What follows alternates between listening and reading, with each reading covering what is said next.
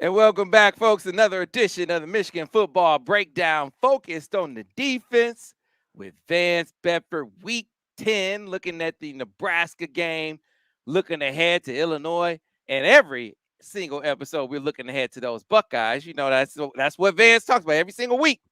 There's some preparation for those Buckeyes. If you know nothing else, you know that's what Vance is going to talk about. Before we get started, want to remind you, if you like these videos, be sure to like them. Like on YouTube, be sure to subscribe. Same thing on the podcast channel. That way, you keep us going, you keep us growing.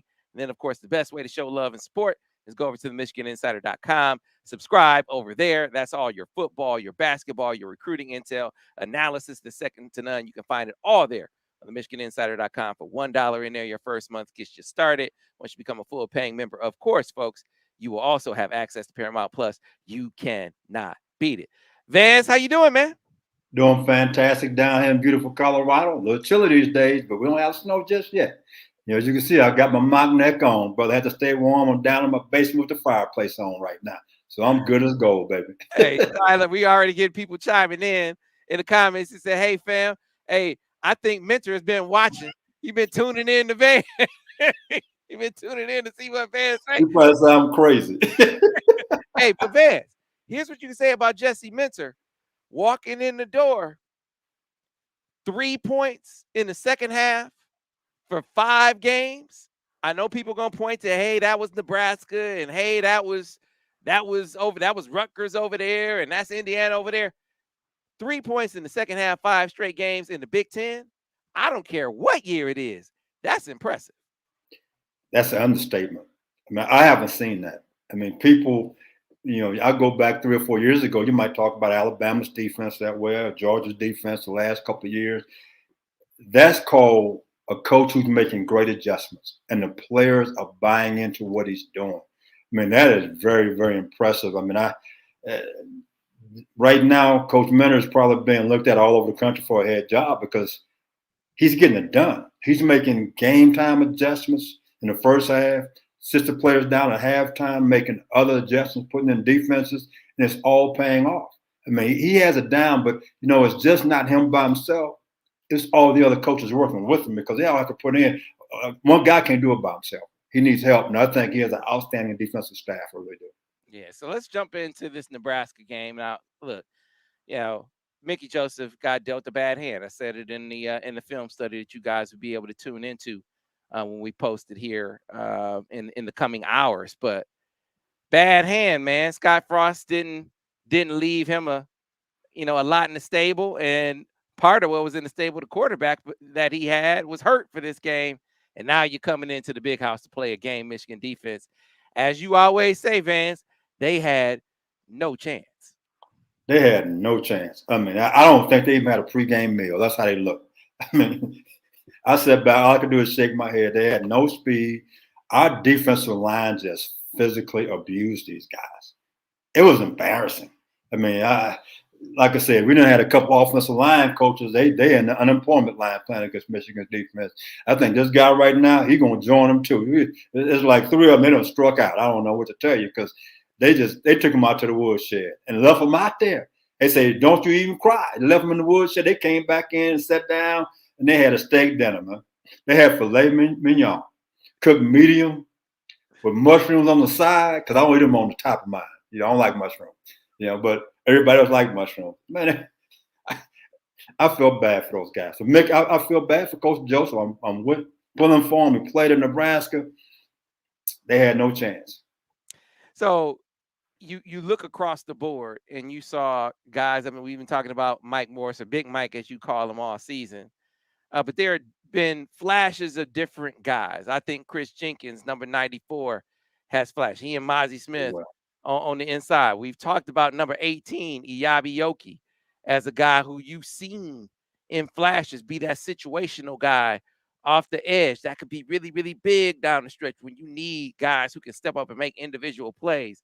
He seems to be a guy that's capable. But I got to point your attention to number 55, Mason Graham, a guy we highlight a lot in the film study this week. He had his best game as a Wolverine. I know that's only 10 games into it, but man, Vance, he flashed in this game. I thought the entire D line was outstanding, but my man Graham, it's a couple of plays we highlighted that they were trying to double team him. They're going to double and climb. He stepped heavy into the guard. Then he threw the tackle on by me, threw the guard away. It was a 2nd down and 2. They gained a half a yard. I mean, just impressive. Then another time, it was a 3rd down and long. And his quickness off the ball was really amazing for a guy his size. And then he got the guard shoulders turned. He gave him a Reggie White hump move, baby. It was sweet. I mean, it was clinic tape. I mean, and this guy just a freshman. Michigan, enjoy this guy for the next 2 more years because he's leaving early. He keeps playing like he's playing, he's going to leave early because he's going to be a special player. You and I were talking earlier about comparing him to old Rob Reynolds, who was there when I was at Michigan. Like I say, it's if you put them side by side, they might look alike, but put them on the track. Rob Reynolds running the quicksand, my man running with spikes on the track. That's the difference in their quickness and speed. So Rob was the quicksand man. My man was Speedy Gonzalez. He's Speedy Gonzalez, but he could be probably benched 400 pounds like Rob could. Yeah, man, he definitely brings an amazing motor. I mean, defensive lineman motor alone to get you a long way with coaches. But when you got motor and skill, you're not just a try-hard guy. And that's what jumped out to me about Mason when I first saw, man, this is not just a try-hard guy, which I shouldn't say just because effort takes you a long way. But when you pair some quickness, strength, yeah, and he's doing it as a freshman at that position. Because Vance, you did it for a long time. I said to you before, I mean, it's tough for any of these guys to make transition from college to pro. You didn't start Charles until what, 4 or 5 games into his freshman year, something like that? No, he started 2nd game. Okay, second game. My point. The first game, he didn't start. Wood didn't start. But the second series, he went in there and never came off the field after that. So. Yeah, well, I guess my point is, you got to be Charles Woodson to be, walking in the door and being a starter in your second game as a first. You could do that as a corner. He didn't even start the game as a true freshman, right? So that's kind of my point. Most guys, it takes them a little bit longer of a transition, especially when you're a lineman, O-line, D-line. O-line, D-line, and quarterback, those positions, and sometimes linebacker is tough for a freshman to come in and play. Number one, you're not strong enough. You're out of high school. You might get in there and bench press, but then to understand all the different movements and stunts and how to attack people, it's totally different. Because, for example, a 3 technique, normally he could be 300 pounds, but guess what? Normally he got 600, 700 pounds blocking him. That means 2 guys are piling him throughout the ball game. And this kid, he'll play with great leverage, great technique, and he's strong as a bull. Plus his first step, he's punching you right now. He's knocking a hole in the wall. So he's going to be a handful. And if those 2 guys inside, and we play a bunch of guys, they rotate guys, which is great. If they can control the A and B gap inside, now the 2 guys outside can go pass rush, and we should have great success in the next 2 ball games. So the other freshman that really flashed in this game was number 2, Will Johnson. So I've been knowing Will since he was in middle school. When his dad Dion is one of my guys, man, one of my guys. He left right before you got there, Vance. His last year in Michigan was 94. Okay. And so watching Will go out there and do it is emotional for a lot of people that watch him grow up. Emotional that for a lot of people that know Dion, right? But he's had to earn his stripes. It wasn't given to him, and he's earning those stripes, Vance. He's stepping up, and young fellas out there making some plays. He's making some plays, but I got to throw this out there. If you're a cornerback at the University of Michigan and you're going to put on number 2, you need to be special. That means you think high of yourself. So he wearing number 2, he a big corner like Wood was. And I'll tell you what, right now he's balling. But people are going to try him out a little bit. So far, he's done a good job. And he's a physical guy. He has great ball skills. He can jump. So all the intangibles you like as a defensive back, I've seen so far. I hadn't seen people I think 2 weeks ago, somebody tried to challenge him down the field. He may have had a great interception, did a great job. So I'm looking long-term wise to see what he has. But right now, I like what I see out of him as a freshman. If I was a starter at cornerback, and all of a sudden this cat playing, I'm like, if I had a broke leg, Sam, I'm out there hopping around. But you better go to the bench. You my backup. I mean, I'm out there hopping around because I know I'm going to get my spot back. Well, hey, it was good to see Jamon, who's from your neck of the woods down there, DeSoto, Vance. Okay. Down there, yeah, down there from DeSoto. He unfortunately he got attacked in the tunnel versus Michigan State, working his way back. Got some snaps in this game later in the game. So it was good to see a couple of their injured guys because Trente Jones, their starting right tackle, who's been out for even longer. I think Yeah. Trente's been out 4 or 5 weeks. I So could tell too. Watching the game, I could tell that the starter been out for a while. yeah. And so getting Trente some snaps, getting Jamon some snaps late in this game against Nebraska. I think what they'll probably do, and I haven't talked to anybody about this, Vance, but I'm curious, you being a coach, if you think this is a sound strategy, play them a couple snaps just to get their feet wet against Nebraska, up the work. Maybe don't start them, but up their workload, give them meaningful snaps against Illinois. And then if they do well, now they're back in the starting role against Ohio State. I'll tell you what I'm looking at down the line is that I'm trying to see, can I play dime? Mm-hmm. Ohio State comes out in 4 wide receivers. Okay, it's great to say we're gonna play man to man, but you're not gonna line up and play man to man versus Ohio State. If you got 10 snaps 10 times, you're going to zone team. So as soon as I see a linebacker, 2 linebackers out there, I know right now that it's a good chance you're in some kind of zone. So now they do a great job in zone football because C.J. Stroud, he can buy time with his legs. So with all these guys coming back healthy for us right now, I'm seeing them. I'm in position. Can I have a guy who to play some dimes so I can give a variety of coverages and disguises to keep the quarterback off balance if possible? Now, I hadn't seen any dime from us this year because we normally like to keep the 2 linebackers on the football field. They've done a great job. But for me right now, when I look at Ohio State, guess what I'm going to attack us? Either outside deep or the linebackers inside. Mm-hmm. Whether it's RPO, play action pass, I'm going to work with my linebackers. And it's very important that we do a great job of playing with our eyes and matching up a body on a body. If we spot drop on those guys, we're going to let them catch some passes. We can get in trouble. Yeah, and so look, we will get into the questions from the people a little bit later, but I want to lean into what you were just talking about, Vance. I like getting into the scout with you. So, this is 5 straight weeks where we've talked about this defense playing some really good ball. There have been some moments in there where maybe you've seen a couple of things that pop up and say, man, they got to watch that for Ohio State. This week, you seem to be pointing out, hey, man, what's up with them getting lined up late? Seemed like they had some issues. So I want to lean into the scout again. You're in the meeting room, full team meeting room, or a full defense room, and you're talking to your defense about, hey, we got to fix this. We got to work on this, or we got to watch out for this. What are the things that are at the top of your list at this point? Biggest thing is the alignment. Let's get alignment because no matter what you do, and we talked about this from the first week, can you count to 3? So linebacker, secondary, most linebackers, you're going to line up on number. If there's number 3 to your side, that's your alignment. So you start there, then you get your check and go play. Like the second play of the game, they came up in empty, and they in quads. So the linebacker inside, like he was lost. But little Mike did a great job of turning the ball back inside. He ran out there to him. That didn't happen just that time. That happened several times. Coach Minter is trying to get the right call in. So he's waiting to see personnel and formation and then trying to get his call in. But when the team is going fast, the kids are getting confused. They're a little bit late. So if I'm an opponent right now, I'm going up tempo on Michigan right now. I'm trying to make you simplify what you're calling, get your calls in fast. If I ever hit a big play against you, my next play, I'm on the ball going fast.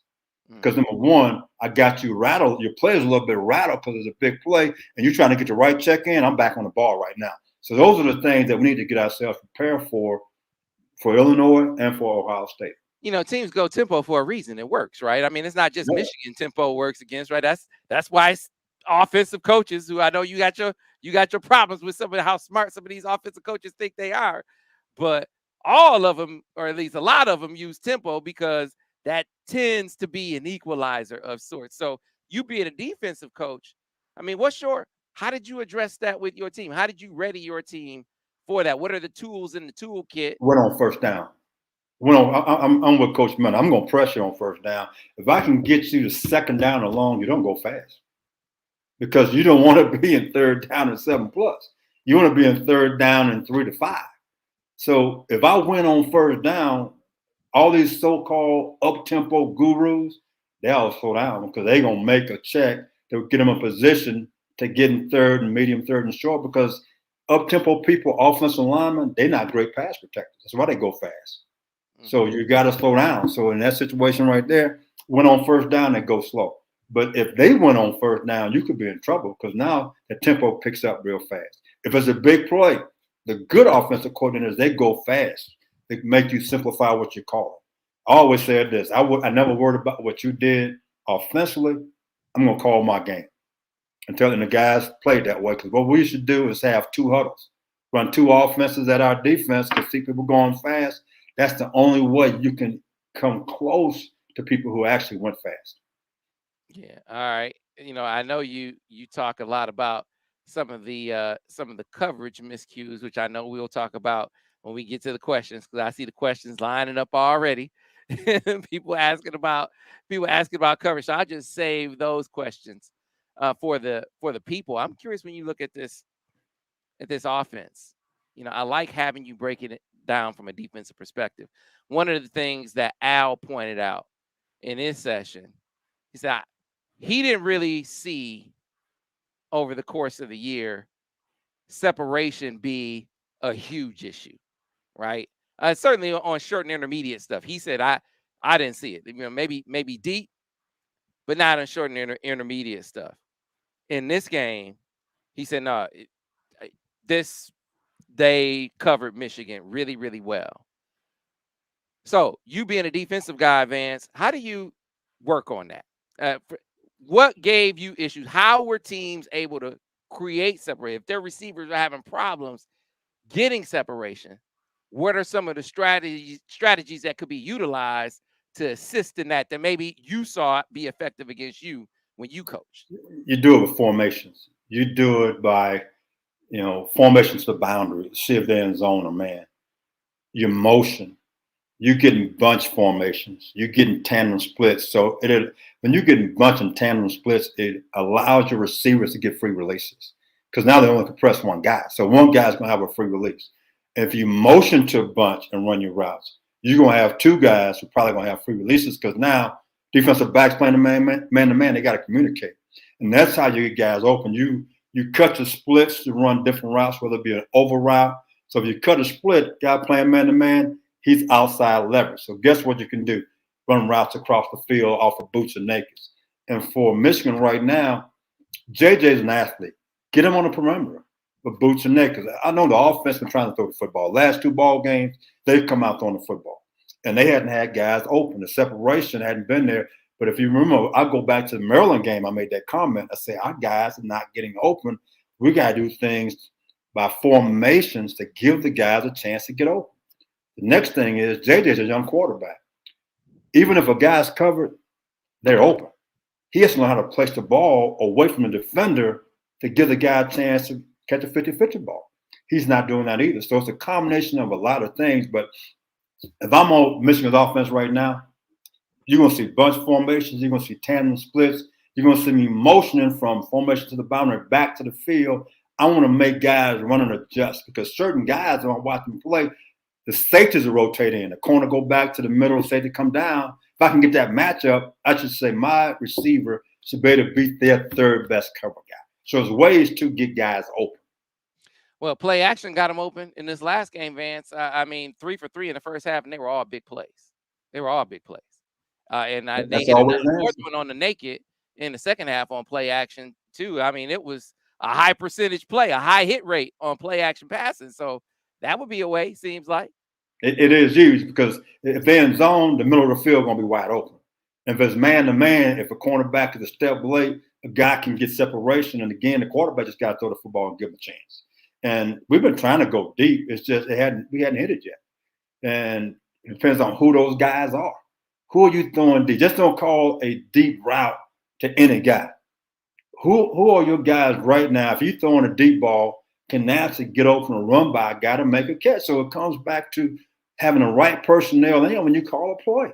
If you just call it and just say, I threw one deep, but it's not a guy that can get deep, well, why did you call that play? Don't call it. Don't put guys in situations where they can't have success. I hear you on that. And so you look at a team like Ohio State. I get, we get caught up in they're extremely talented. I think it's the best wide receiving core in the country, and they got a gang of guys that can is cover one. They can just stack a DB from 1 to 5. They got guys that can do that. But even if you don't have guys that can do that, you can still be an effective downfield passing team, right? You don't have to be Ohio State to be an effective downfield passing No, team. no, you can't. A receiver, I mean, a guy could be 4'6" receiver and can get open. It's how you run routes. It's your release, your stem. If a guy's playing off technique, and let's say you run 4'6", so you run your route at 4'7". When you make your break, guess what you do? You 4'6". That's separation right now. So you set a guy up by how you run on your route, the pace of the route. When you make that plant at full speed, now it's up to the quarterback to get the ball to you at the right time. And JJ has to have confidence to place that ball right there. I coached in the NFL, and one of the best route runners was Chris Carter, who played at Ohio State. Mm. And he couldn't run past you, but he was always open because he's coming at you at probably 4'8". When he stuck his foot in the ground, he was 4'6". Yeah, That separation was open just enough, and the quarterback knew on lead him, it's on completion, and now that's how it goes. And so we got to do the same thing with our receivers. We could say, well, a guy runs 4'5". Yeah, he running 4'5" with shorts on. You got pads on right now. He's not 4'5" right now. Let's be for real. Some guys might run 4'5", but they play 4'7". So all that comes into play. So you need to scheme your guys to get open, play action pass, boots the nakeds, stack splits, bunch formation, so guys can't pressure. And off a bunch, you got a variety of routes you can run that can get guys open. Especially Ohio State's a zone team. Coach Knowles there, Jim Knowles, he's a zone guy. Now they like play some man to man, but he's running a variety of zones. But what they have are two good defensive ends that can rush the passer, and our offensive line's been banged up a little bit, so I'm concerned about that at this time. Yeah, man. Let's talk a little bit about Ohio State, because I keep coming back to the fact, or to the point, I should say, that when we talk about Michigan, we highlight the positives, of which there are many. I mean, top rushing offense in the country, right? Powerful offensive line, elite tailbacks, but the Heisman Trophy favorite, arguably, at least in my opinion. A defense that has surpassed expectations. I laid all this out before. What do they need to do to go beyond where they were last year, which was really good? A Big Ten champion that made the playoff. They're going to win it, win the whole thing. That's why we focus on, hey, got to get the downfield passing game together. Got to got to work on your defense against tempo. Kind of nitpicking success in a way that if they do those things, they can win that national championship. But they ain't not the only team that have to do that. Look at Ohio State, Vance. I've seen teams give Ohio State some problems this year. That's not a perfect team down there in Columbus. Not at all. Penn State, if you go to that fourth quarter, Penn State actually was in position to win that ball game. But all of a sudden, they turned the ball over 3 times for a touchdown. The quarterback got sacked by, I think it's number 44. He had a All-American game. I think he had 3 big plays in that game in a pass rushing situation. So Penn State did a great job. They actually slowed down that offense.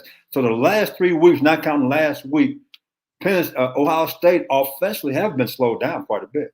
I think we can slow them down because our offense with old Brown Chuck, they can shorten the game. If you shorten the game, now you give yourself a chance to win.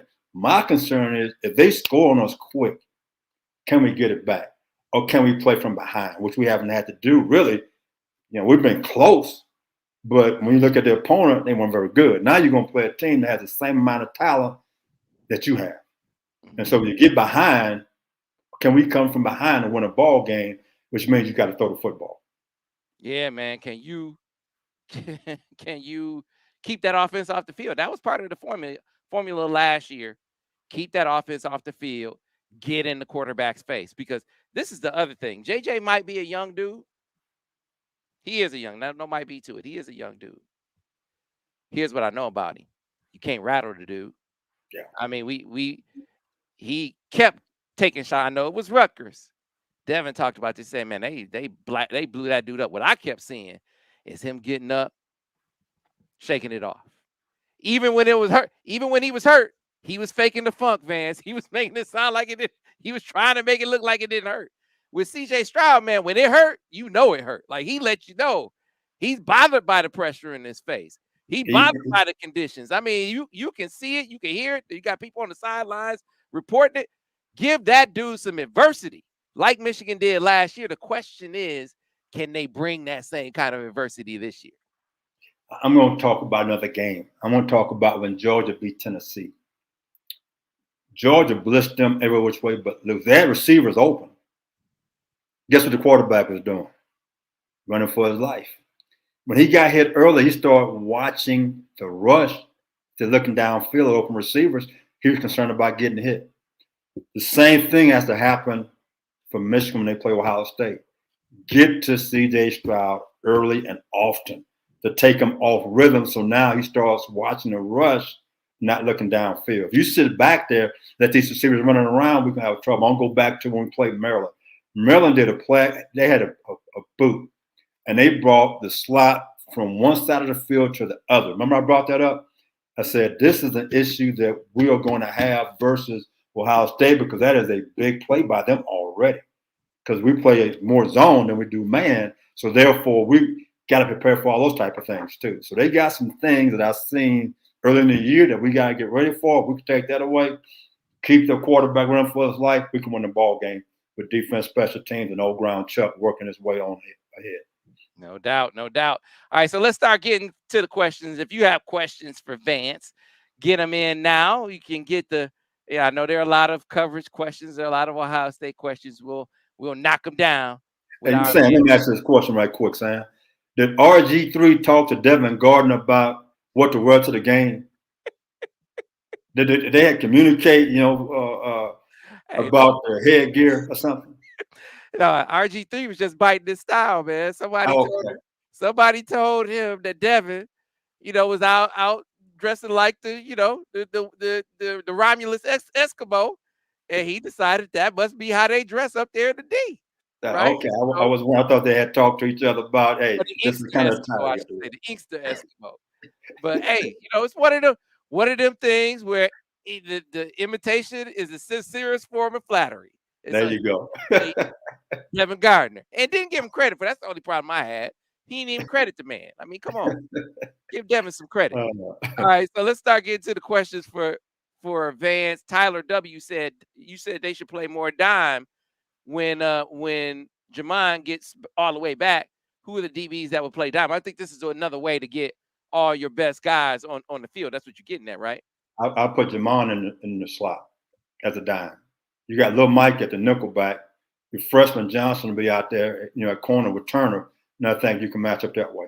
Because now you got a corner. You got technically, because Lil Mike is a corner too. So you got two corners if you want to play man-to-man doing that. But only question is, with all the things you do defensively, can Green learn the defense, understand what he has to do that? If he hadn't done it this year, you can't put him aside. Yeah, Tobias Lewis agrees that he thinks Will Johnson is turning into a complete dog. I can see the confidence rising. I mean, you can just, like he's not a very loud dude, but you can tell how Will's feeling about his body language. There's a walk. You can see him. He's starting to prance a little bit. He's starting to feel good about himself. So you just let him keep playing the way he's playing right now. He's going to be okay. I like him quite a bit at this time. All right. So here's one. So Tobias said, Vance, we got to talk about DJ. He's let up a deep ball every game for the past 4 weeks. So they're targeting him. Now, let's not make it sound like the dude is a swinging gate. He's been one of Michigan's better defenders, but teams are definitely spotlighting DJ right now. So what do you see in that? And obviously, this is going to be, if what's past what happened in the past is an indicator, this is going to be part of Ohio State's attack plan. Well, it is. Anytime a guy gets beaten this season, all of a sudden everybody else is going to try him out. And that's what's happening to Turner right now. He's probably getting more deep balls thrown to his side than other sides because of some early games. And they're going to try him until he makes a play, which he has. It's like last week. He got beat one play. He came back later in the game and made a great play. So, he is doing some good things. But they're going to keep coming after him. Why? Because he's given up a couple of plays. He had one this past ball game, and his eyes was in the backfield. What happened? His eyes were in the backfield. And the guy kind of did a little up move on him. He got open. And I know everybody said, well, the safety should be there. And I said this last week, when the ball's thrown outside the numbers, most safeties not going to get there. And so he has to just hone up his skills, keep his confidence, and just go play ball because he has all the tools in the world to be an outstanding corner. Mark Mikowski said, was Nebraska playing in the prevent umbrella scheme to stop big plays, both run and pass, while allowing shorter run plays? Answer is no. They were not. Nebraska they just had uniforms on. That wasn't Nebraska. I don't know who that was playing, but that wasn't Nebraska. That's somebody imitating Nebraska. The real team stayed back home in Lincoln. Well, see, man, you came up in the day of the black shirts. Yes, so I did. They're the real deal. They haven't been that for a long time, man. What was evident in this game was, and we had Borges really, he charts everything. You know this, Vance. He charts everything. So he went and charted how they played Michigan coverage-wise throughout the game. And the fact of the matter is, in the second half, they went they played cover one a ton, 17 times before they, went heavy sub and got all the backups in. It was 17 times cover one, 12 straight at one point, basically saying, these dudes can't get over. We can cover these guys. Now, it didn't help them stop the run. It didn't help the bottom line, but it certainly wasn't an umbrella thing preventing the separation. That's not how they were able to do it in this game. So that's why I was asking you, how do you scheme if guys are having problems getting separation? And I focus mainly on deep, but in this game it was kind of throughout. How do you as a coach, how do you as a play caller, as a schemer, how do you help them out? That was the reason for that question. Yeah, if people worried about the deep route, I'm not worried about the deep routes. I'm worried about us completing intermediate routes for the 15 yards. I mean, if a guy misses a tackle at 12, 15-yard play, it goes for 70 yards. So we need to do a better job of that type of thing. And again, like we talked earlier, bunch formations, motion, you eliminate press, you can see if they're in zone, and now you can attack people and get guys open. That's how you work that. And as you said earlier, heavy play action pass. They're in zone, it keeps the linebackers out of the middle of the field, and guys are open. You can throw the ball in the middle of the field. Jay just got to have confidence to let the ball fly. All right, here's another one, Vance. Matthew Carmody said, how do we slow down Ohio State's passing game, forcing them to run the football? Pressure. Mike going, Coach Miller, he going to blitz them often and early. We got to rattle CJ. Always remember this. When you play an explosive football team, they're going to hit some plays, and you can't worry about that. Because as long as you give more plays than what you give up, you will win the football game. That's how you look at it. So you got to come after them, understand they're going to hit some plays, but you're trying to say, if I get to the fourth quarter, I've hit the quarterback several times, hit the receivers several times. He's going to misfire. The receiver's going to drop the football. We're going to win the ball game that way. So understand that. So people got to get ready for that. They're going to hit some plays, but we hit that quarterback, get a couple of sacks or a couple of incompletes early. We rattle a guy, we'll win the ball game. All right, here's another one, Vance, from Mike Gee. Said, Vance, so what do we know about the Ohio State running game in 2 weeks? Yeah, right now the best running back was carried off the field. He was injured. Going into the year, they're talking about possible Heisman Trophy guy and all of that. Well, they gotten away from running the football. He's gone more to the pass game. They look more finesse now than what they did last year. I mean, they used to be a physical football team. Right now, I don't see that physicality anymore. I look at things that they scheme up. Once they scheme this route up or this formation up to get this receiver open, they don't talk much about the running game like they used to. They used to be physical. Yeah. I see a finesse football team right now. If they hit a long run, that's great because the running back has good speed. They're a passing team right now. They're a finesse football team. Man, that is outstanding. I expect nothing less from you, Vance. Outstanding. You work with Urban Meyer. And Urban was physical. Yeah. So I always classify what he did as a power spread. Yeah. They were a spread to run team. Not a spread to pass team, a spread to run team. They look like a spread to pass team. Now it's just a different mentality. At least it seems to be. And I'm curious, do you strike that contrast too when you look it's not the same? I should always say Urban's offense was a version of the wing T. I mean, he came up under Earl Bruce from Ohio State and Lou Holtz, Ohio State, Notre Dame. Guess who they learned from? Woody Hayes. So he's going to find different ways to run some type of, I call it gap scheme plays. You pull them backside guys, so he's trying to double guys and kick them out and hit it downhill, and off of that, play action pass and throw it deep or screens. Right now, I don't see those kind of runs. That physicality that Urban brought to the game, when you play one of Urban's offenses, it was going to be physical. Buckle your stuff up, let's get ready to go. Right now, I see us, well, we don't drop back and throw the football first and run second. Mm-hmm. So it's not the same mindset that they once had. It's to me, I see it from that football team. He might be listening to what I said and try to prove me wrong, but at the end of the day, he wants to throw it first and run second. Yeah, man. I mean, it was one of the things they kind of talked about. I mean, it's more striking to me now about how they were going to change the offense and quarterback, some of the things they were saying to recruit quarterbacks and to get them to come in. Remember, Quinn Ewers initially committed to Ohio State, right? They were going to be more of this passing, quarterback friendly and quarterback development kind of offense, kind of get away from the kinds of guys like your JT Barrett's, for instance. They weren't going to be that kind of offense anymore, right? Well, there's a cost to that. There's a price. It doesn't matter if you don't have a formidable Michigan, but now you do. And you're still playing football in the Midwest in November.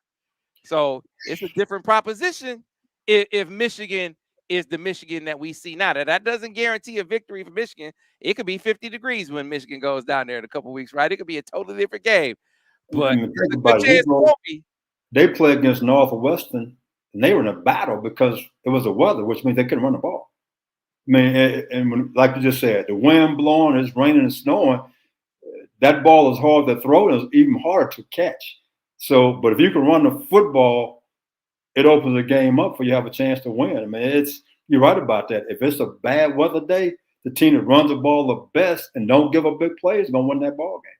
You know, one of the things you focus on in the film study, you kind of talked about a little earlier here, is in the big game last year, Michigan. That's when Michigan Stars were the best. That's when Aiden Hutchinson had his best game as a Wolverine. I mean, that when you think of Aiden Hutchinson, 20, 30 years from now, you're going to think of how he played against Ohio State. That's how legacies are made, right? So, right. I mean, we've been talking about how this defense has performed, Vance, but what do you think about the ability to get pressure and to get to M. Williams? He said Michigan can pressure without blitzing. Ohio State has a weak offensive line. He's saying that Michigan needs to spy C.J. Stroud, but I'm curious, what do you make of the possibility or the pressure potential against them? Do you think it's going to come down to they got to blitz them, or do you think they can get pressure with 4 against the Buckeyes? I think you got to blitz them early. I think you have to blitz them early. We do a lot of things with the skies to show pressure, and then you bring 4. So it's different ways you can do it. And if you're going to sit back and try to spy the quarterback and only rush 3 guys, you're not going to win. I mean, Stroud can avoid some things and can run. I'm not going to worry about that too early. I'm trying to find ways to get to him. And the biggest thing is that if you are a disciplined blitzing team, in other words, you stay in your gap responsibilities, there's no lanes for a quarterback to escape. What happens when a quarterback escapes, somebody didn't do their job the right way. You didn't execute the stunt. I mean, so we can get there with 4 guys, but early on, different ways of bringing 5 guys to keep your quarterback and the offensive line off balance so you can make the quarterback say, where are they coming from this time? Cause Stroud to see the pass rush and not look downfield. All right, here's another one. Vance, Christopher Robbins said, question for Coach. Will how the refs call pass interference affect the game in the shoe? If they let the DBs play physical, does that favor us or the Buckeyes? Hopefully they just let the guys play. And I think when you get in a big game like that, a lot of times the officials, they get out of the way. They don't want it to come down to him. And I could promise you the Big Ten headquarters saying, unless it's flagrant, let these guys play. People don't want to see you. It's going to be a nationally televised game. You're probably going to have either ESPN or the Fox crew there. So that's going to be the game of the week. So you don't want the officials to get involved in that ball game. Get out of the way. I go back to 1997. Charles Wilson should have been kicked out of the game. You know why? He took his helmet off. He should have been kicked out of the game because that was a rule. Take your helmet off, you get kicked out of the game. Well, guess what the officials didn't do? They didn't get involved in the game. So he went on after that to win the Heisman Trophy by returning that punt and giving that pose to him. So I think in this game here, the officials, they're going to get out of the way. Let them play. It has to be a flagrant situation for us to throw a flag. got you. All right. Good job, refs. I don't say that a whole lot. Good job. Whoever those refs were in 1997. That was a great job. Jay Lovejoy says, do you think Michigan's issues with wide receiver separation in the passing game is a byproduct of their style of play, being a run and a defense-oriented team? Also, with that being our style, do you think it can carry us to a natty, to a national championship? He said, I believe so, just being timely and efficient. What do you think, Vance? Uh, how we call plays doesn't affect if a receiver can get separation or not. That's on athletic ability. That's on your quickness. That's your speed. And I don't know how fast I got, so I really don't. I don't think that they threaten you deep, because the first thing I always did as a DB coach, I wanted to say which guy can beat me deep. They have speed.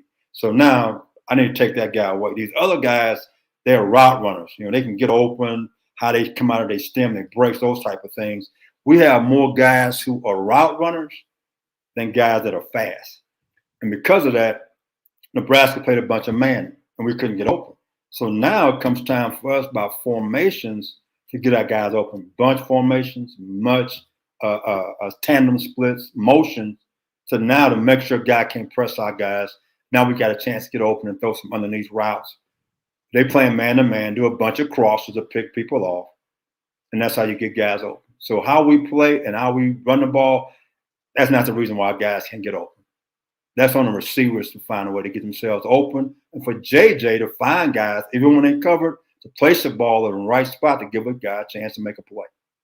Throw them open. Throw them open is what you say. I got you. All the time. All right. Sean Patterson says, Vance, do you see our corners fixing the technique issues before Ohio State? If not, we really need Makari Page back to help over the top. Well, look, man, I think that I think RJ, I think all the DBs have had their moments where they've gotten beat. I think, I don't think it's been an epidemic for any of them, but is Ohio State a different beast altogether? And can Ohio State exploit that in ways they didn't, that no other team has? Absolutely. They did last year. Look back at that game. Go back and look at the game and see their receivers made some big time plays in last year's game. You just kept them off the field, and you limited the number of times C.J. Stroud had an opportunity to get the ball to him because you hit him in the face. But, man, I don't know. Ain't no team in the country. If you don't get pressure in his face, and if you don't limit the number of opportunities that offense has, ain't a team in the country that's going to stop those receivers all game long. The most explosive offense was Tennessee until Georgia blitzed the living daylights out of the quarterback. I think they had 185 yards pass. I mean, they played man-to-man. They blitzed them almost every other down. So at the end of the day, to be honest, if you go back and look at the entire season so far, I think Michigan State was a team that probably had the most big plays in the pass game. Overall, it hadn't really hurt us. Michigan State, you had two big plays back-to-back almost, and they led to a touchdown. They hit some plays on us here and there. So it's not like every week we're getting toasted. That's not the case. And as we do this show, I talk about things here and there and make a point where if we could correct this, we can take that away. And then that's still true. And fundamentally, Turner, if he does one or two things here and there, he can stop what's happening to him. We really can. And our safeties, in my opinion, have done a really good job. They're getting over the top. They made plays. We do a great job disguising. So overall, I'm not overly concerned about that. I think we're going to take away certain plays. Coach Miller does a great job in disguising coverages, whether it's zone or man. We can roll over the top of a guy this way, roll to the field, roll to the boundary. Right now, the best receiver they got at Ohio State is the Marvin Harrison. Mm-hmm. Okay, so now, where does he align? Okay, let's take this guy away. How do you take him away? You roll to his side. You man up. It's like playing basketball, the old boxing one. If he's the best player, you take him man-to-man. Everybody else, we're going to play zone around him. So there's different ways to take guys out of the mix if a guy's that talented. So right now, our safeties, in my opinion, have done a really good job. Our corners have made strides each week. I think we only had one deep ball in this particular ball game. So we headed in the right direction. We're getting ready for the show, but we got to beat Illinois first to make sure we go into the game where both of us are 11-0, national championship. The winner gets a chance to play in the Big Ten championship. And that means they probably either going to play Illinois again. All right. Vance, JR says, Vance, the media seems to think Ohio State is the only team to challenge Georgia. But if they're not tough enough, why isn't Michigan considered Georgia's best challenge? They saying that for one reason, because of the passing game and receivers. Their defense is playing a lot better. I mean, but I gotta be honest with you now.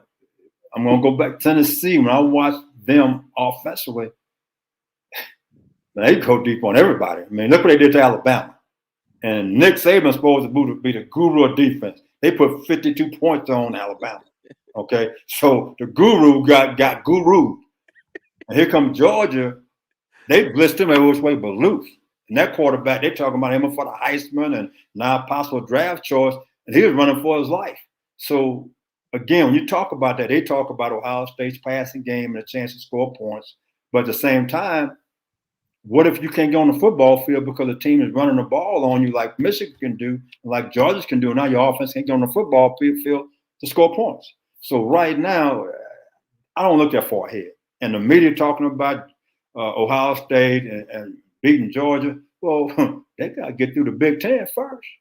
Mm-hmm. They got to get through the Maize and Blue first. We're going to blitz them and see what he's made of. We're going to see how tough Stroud is. It's like Mike Tyson said, everybody got a game plan until I hit him in the mouth. So that's what Mike used to say. As soon as Mike hit him in the mouth, they running for their life. They did all that talking prior to the game. When they got hit, no, Mike, I want out of here. So we'll find out. All right, here's another one, Vance.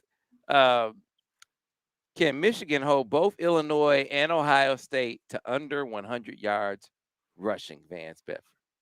Yes. I think they're going to force Illinois to throw the football. Coach Miller's going to blitz them from the field, from the boundary, because they're a running team. So when he calls rock, that's really a run stunt. Cowboys are run stunt. So you're going to probably see a lot of that. You're going to see them line up and bear. In other words, a guy direct on the center, covering both guards, and then two outside backers off the edge, 5-man front to stop the run. They're going to force these guys to have to throw the football. Now, Ohio State has a tendency, they want to throw it first. Now, they got home run hitters and running the ball that can take 180 yards, but he wants to throw the football. So if we can get them in the passing game and don't worry about the run game, we can hold both of them under 100 yards. Yes, we can. Yeah, I mean, hell, I was surprised how well Penn State did against Ohio State's running game. I couldn't believe it, because this is like a week or two after Michigan ran for 400 on them, and Ohio State couldn't crack 100. I mean, that almost told me everything you need to know. If you're a passing team, you're not going to be a good running team. Let's be for real. How they run the ball, so you cannot load the box. This is Ohio State's philosophy. You can't load the box, so our receiver's too good. Therefore, we can run the zone without backs and be able to pop one here and there. And that's their philosophy. So they're not a power team. When Urban was there, you saw a lot of gap scheme plays. And that's how you got guys open. Big physical backs get downhill. Now you see it's a zone, it's RPO. You don't see that type of power running game with that offense right now. Yeah, man. That's why, Ohio State running into a loaded box is a losing proposition. For Michigan, it's still a winning, but they run into loaded boxes all the time. That's not a discouragement for them. So, different styles, and styles make fights, right, Vance? That's exactly right. You got a finesse team and a physical team, and they meet up. We're gonna see what happens. All right, let's keep it going. This is an interesting philosophy or question, and I wonder what your philosophy was with coaches. So you talked to offensive coaches on the teams that you were on. Jacob Holler says, do you think Michigan is saving their playbook for Ohio State, or have we seen it all? I'm sure you've been with coaches who save things and those who don't. Which one do you favor, and what do you think Michigan is doing? Most of the coaches I've been around, you didn't save anything for that last opponent. You didn't worry about it. The most important thing is to win the game that's in front of you right now. And you might have a great game ahead. You might work on them, sneak a few plays in every week of that opponent you got to get ready for down the line. But saving something for them, I didn't worry about that. We had certain schemes we thought would work against what they were doing, but you saw that throughout the year. Because I wanted to make sure our guys can execute those particular defenses to have success, and the same thing on offense. Why I'm going to say I'm playing the 12th game of the year, I'm saving a play for the 12th game of the year? No, I'm not doing that. All right. Hey, here's one for you, Vance. in your career. You just talked about Nick Saban. Jay, I said, hey, Vance, if Saban calls you, you going? They seem to need No, DC right now. no, I'm not going. Man, I'm retired.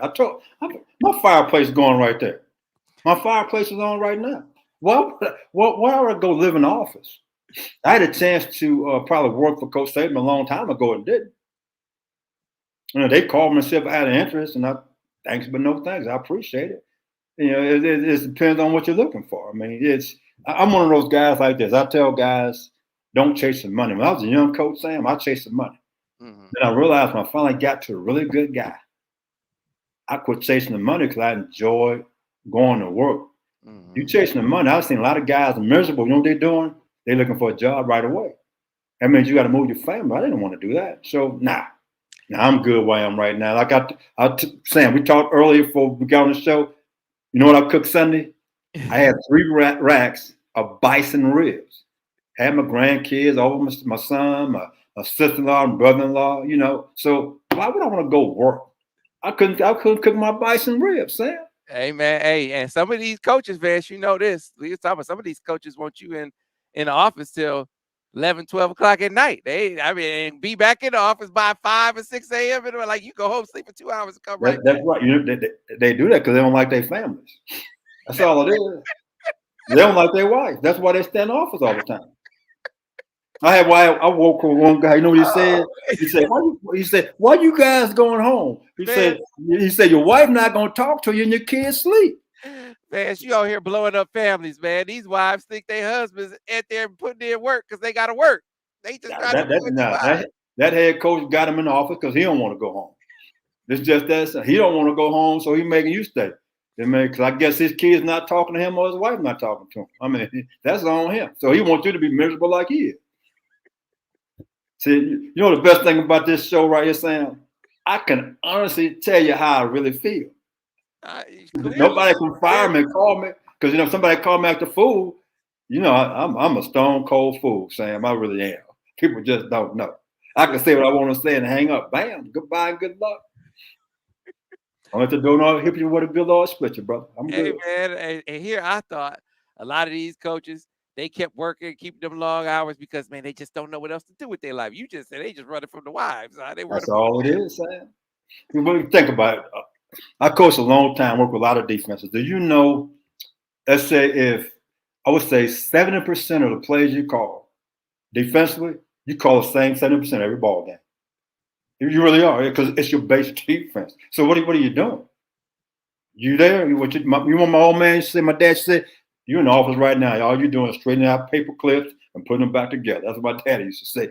That's what you're doing. All right, so Vance, let's put you back in coaching mode now. You got Illinois this week. Now, you had a lot of respect for Illinois. I had a lot of respect, yes. And I guess to a certain extent, you got to respect every opponent. But I remember saying, I don't know, Vance. They seem kind of fraudulent to me. I mean, the only teams they're beating are other teams in the West. At that time, they had lost to Indiana. It was like everybody, and the teams they had beaten were teams in the Big Ten West. Since then, they lost to Michigan State. And this was after Michigan State did the whole tunnel assault ambush, right? Embarrassed themselves for the country to see. Saw that they when they get beat, they just punk out. Everyone knows this about Michigan State now, right? And they had players suspended. They still went to Illinois' house and beat them. And then, all right, you still control your own destiny. You come back the next week, just beat Purdue. I was talking to Ron English before the season, and Ron said, man, we could win the Big Ten West. And this is not an interview. We just talking. Ron, we just talking. I was like, man, come on. And that's what I said. Come on, man. This is us talking. He said, no, we can win the West. Vance, Purdue can win the West, man. They can actually win the West because Illinois didn't handle their business last week and their running back got hurt. So I'm not saying that I'm not saying that they're bums, but I do feel like Michigan would have to be asleep at the wheel to lose to this team. Well, to be honest, they are a bunch of bums. Let's just call it what it is. They're terrible. Okay. I was scared to death of them. Why? Because they had a running back that can run the ball on you. I know that Bielema's got a big physical offensive line, and they're playing good defense. Well, you just told me the running back's hurt, so that's an issue. So don't be surprised if you see them try to go over the top and attack us deep and see can we hold up. And I wouldn't be surprised if you see that. And they're probably going to play a lot of man. And they're probably going to blitz us a lot to see can they get us behind the sticks or get some takeaways to get their offense a chance. But if they can't do that and get a couple of takeaways from our offense, we should beat them by 28 points. Yeah, look, they do play some defense. They will make it a little tough. They will make it tougher for Michigan to run. But first of all, they are not going to stop Michigan on the ground. They might slow them down. I'll give them that. But to me, this is a game where we see the strategy that we have watched the offense employ the last few weeks. They've been very intentional about trying to push the ball down the field. I think they come right back out and do that. I just think they do it a little different. I can't look at that game. You're a coach, Vance. You guys, you watch, you see things clearer than we do. And if I can see how well play action was working last week, they gotta see it. Right? I mean, the guys were wide open. So I just anticipate seeing more of that against Illinois. And you might say, well, that just gets Ohio State ready for it. If you can run it like Michigan runs it, hey man, you can tell them I'm about to play action pass, and they still probably won't be able to stop it. If you can run it like Michigan can run the football. Anytime you're a running team, you need to be a play action pass team. You have to. That way it keeps the linebackers close to the line of scrimmage and keeps the middle of the field open. Even if you're playing man, if you got to now body help and he's outside leverage running an inside route, he's open. He's open. So, I just thought I'd comment about the Illinois defensive line and concern about our offensive line. Well, we play we play with 3 tight ends sometimes. So you can block a defensive end because you can double team them with a tackle on a tight end to give movement. And we're doing a great job of that. And my biggest concern right now is that we get a drop back pass situation. Now can our tackles hold up versus good pass rushing defensive ends? Play action pass, I'm not concerned because those guys are going to play run first and they got to react to pass. But in the passing situation, drop back the other day, I think it was our right tackle a couple of times. He got run by like a cone. JJ running for his life. So you got to understand if he's your backup tackle, you should chip your way out. Give him some help because if not, your quarterback's going to be running for his life. Now you're going to have incomplete passes the entire ball game. Yeah. And I'm pretty certain Illinois is saying if he's a backup, he's a backup. We got to find ways to attack these guys to give us an advantage. Yeah, and so don't be surprised if people scheme up those injured guys, those backup players to attack our offense. Yeah, that's one of the things to also focus on. Michigan was playing with their two backups on the offensive line in that game, and there was pressure that came sometimes as a result of that. Feels like Trevor Keegan is on the man. Your left guard there, and your right tackle Trente Jones, who's been out for weeks, came back last week, Vance. I mean, I don't know if a lot of people noticed, but they played him late in the game, and I think that's just to get him acclimated. And then I think we see him more in this game, and if he does well against Illinois, then I think you see him back in the starting lineup against Ohio State. If he's ready to go, you're gonna need him because right now, I have issues with if we have to go drop back pass. I'm concerned about can we actually hold up and protect. I really am, especially on the outside. Again, Illinois has a pretty good defensive line. Ohio State has some outstanding defensive ends. One-on-one pass rush. I'm concerned about that right now in a drop back passing game because anytime you're in 3rd down and 7, play action doesn't work. If your linebacker step up on 3rd down and 7 on play action pass, he need to turn his uniform in. It's just that simple. I mean, it's 3rd down and 7. Hey, it happens though, Vance. You say you ran into guys who couldn't count to 3, man. Come on. I did, and guess what? They ended up being next to me drinking Gatorade. I used to ask them all the time. I like the grape Gatorade. What kind you like? We're gonna be drinking it together on the sideline. It wasn't that hard. Give me a great. If I had an NIL, I want a Gatorade NIL deal right now because we're gonna be drinking on the sideline together. Last one for you, Vance. Hey, folks, we couldn't get them all in, but we got enough in, right, to satisfy you, to give you enough, Vance. But hey, JR is back with another question. JR wants to sit down and have some bison with you, Vance, because he loves some Vance Bedford. But he said, Vance, how much is number 18, Iyabi Yoki, developed on game day since the Iowa game? And you have been talking about, hey, we're gonna see him more and more. What do you think about his development since then? He's playing quite a bit. It looks like he's playing half the snaps right now. He's a 1st, 2nd, and 3rd down guy. He's come a long way. He's playing to run a lot better. He's playing with his hands in the pass rush mode, one-on-one. He has the speed to get around the edge. So I like what they're doing with him. But going back to even earlier than that, the Maryland game, Sam, you brought him up to me. I said because of what we do defensively, he actually could play every down. Because sometimes we rush guys, we move them quite a bit. So he has been, I think, a big benefit for our defense so far. Because the more he plays, people have to start worrying about the guy. He's making plays one-on-one. Him and Big Mike on the edge, one-on-one. And then what I like about it, when they go to 3 down sometimes, they play Oki and Big Mike on the same side. They do some twist knots and speed rush. It's really good stuff. So I'm hoping Big Mike is healthy for this ball game. And Oki right now, each game he's gotten better and better. And I think his productivity is probably going up quite a bit also. Gotcha. Vance, you gotta score for. I know I don't have to ask who you think is gonna win. You gotta score for me in this Michigan-Illinois game. 35-6. I'm giving them 2 field goals. Okay. I'm giving them a field goal in the first half, and just to keep things going, a field goal in the third quarter. Okay. From your lips, Vance. Always a pleasure, my friend. Folks, I know you enjoy Vance Bedford. Here's the fortunate thing for you. We'll be back with more Vance next week. You can catch more Vance on the film study that's going up a little later, right? So more Vance Bedford. If you like to see what you see and hear what you hear from Vance, be sure to hit like on the video. Be sure to subscribe to the channel. You can do the same thing over on the podcast page. Of course, if you really want to show love, if you really want to support the Michigan Insider and everything that we do, the MichiganInsider.com is where you do it over on the 24/7 Sports Network. $1 gets you in for your membership the first month. That is access to all of our coverage of football, basketball, recruiting, our VIP intel. Also gets you access to all of the team sites on the 24/7 Sports Network. And not only that, it gets even better when you become a full paying member.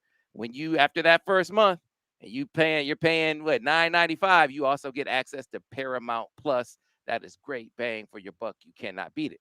So, folks, appreciate you joining us for another episode. We'll see you next time on the next edition of the Michigan Football Breakdown, focused on the defense with Vance Bedford.